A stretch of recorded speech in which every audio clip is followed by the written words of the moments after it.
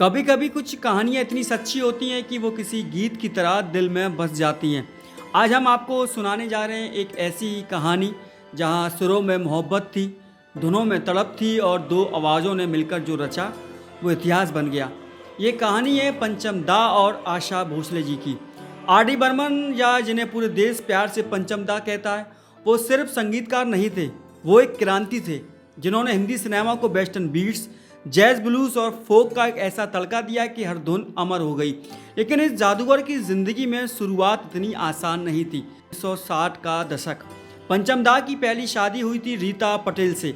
दोनों का रिश्ता पहली नज़र के प्यार से शुरू हुआ था, लेकिन वक्त के साथ रिश्ते की मिठास फीकी पड़ गई। रीता और पंचम दा का रिश्ता तलाक तक पहुंच गया और 1971 में उनका अलगाव हुआ। इस ब्रेकअप के बाद पंचम दा टूटे, लेकिन शायद किस्मत को कुछ और मंजूर था। उधर आशा भोसले जी भी अपने जीवन के उतार चढ़ाव से गुजर रही थी। 18 साल की उम्र में उन्होंने गणपत राव भोसले से शादी की थी, लेकिन ये रिश्ता भी अपमान और तिरस्कार से भरा था। पति ने न केवल आशा जी को गाने से रोका, बल्कि उन पर नियंत्रण रखने की कोशिश की। कुछ साल बाद जब आशा जी अपने बच्चों को लेकर अलग हुई तो वो अकेली थी, मजबूर थी, लेकिन हार नहीं मानी। गायकी उनका हथियार भी थी और आत्मा भी। 1970 के आसपास पंचम दा और आशा जी दोनों की राहें एक स्टूडियो में टकराईं। पहली बार नहीं मिल रहे थे, लेकिन पहली बार दिल से मिल रहे थे। दम मारो दम, पिया तू अब तो आजा, चुरा लिया है तुमने जो दिल को, इन गानों में पंचम दा ने जब आशा जी की आवाज़ को धुन दी तो वो आवाज़ सुनने वालों की रूह तक पहुंच गई। पेशेवर रिश्ता धीरे धीरे दोस्ती में बदला और फिर दोस्ती मोहब्बत में। एक दिन पंचम दा ने आशा जी से कह दिया कि मैं आपसे शादी करना चाहता हूँ, लेकिन आशा जी ने ना कर दी। क्यों? क्योंकि वो उम्र में 6 साल बड़ी थी, क्योंकि वो पहले ही एक नाकाम रिश्ते से गुजर चुकी थी, क्योंकि उन्हें डर था क्या फिर से किसी रिश्ते में भरोसा कर पाऊंगी।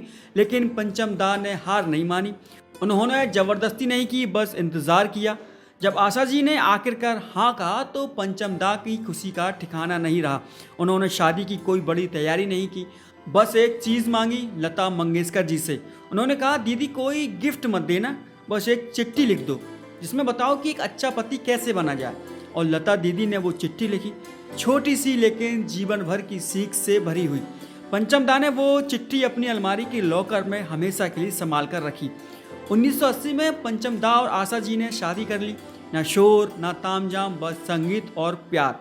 इसके बाद जैसे बॉलीवुड की धुनों को नए पंख लग गए, कभी गम, कभी मस्ती, कभी बेफिक्री। जैसे जैसे समय बदला, पंचम दा की धुनें आउटडेटेड कही जाने लगी। नए म्यूजिक डायरेक्टर्स आए और उन्हें भुलाया जाने लगा। डिप्रेशन, तनाव, शराब, इन सब ने पंचम दा की सेहत पर असर डाला। 1994 में जब 1942 से लव स्टोरी की धुनें बन रही थी, उन्हीं दिनों पंचम दा ने दुनिया को अलविदा कह दिया। आज भी जब आशा जी स्टेज पर जाती हैं तो वो पंचम दा को याद करती हैं। हाल ही में उन्होंने पंचम दा के पुराने हारमोनियम को स्टेज पर रखा और कहा, अब के सिंगर्स उनके गाने गा तो सकते हैं, लेकिन वो एहसास कहाँ से लाएंगे। कुछ रिश्ते वक्त से परे होते हैं, ना उम्र की सीमा, ना समाज का डर, बस दो रूहों का संगम। पंचम दा और आशा जी की ये प्रेम कहानी ना सिर्फ एक दिलचस्प किस्सा है, बल्कि एक मिसाल है कि सच्चा प्यार कभी सुरों में बनता नहीं है, कि सुरों में बहता है। कैसा लगा फिल्मी किस्सा हमें कमेंट करके जरूर बताइएगा और देखते रहिए सिनेमा 70mm।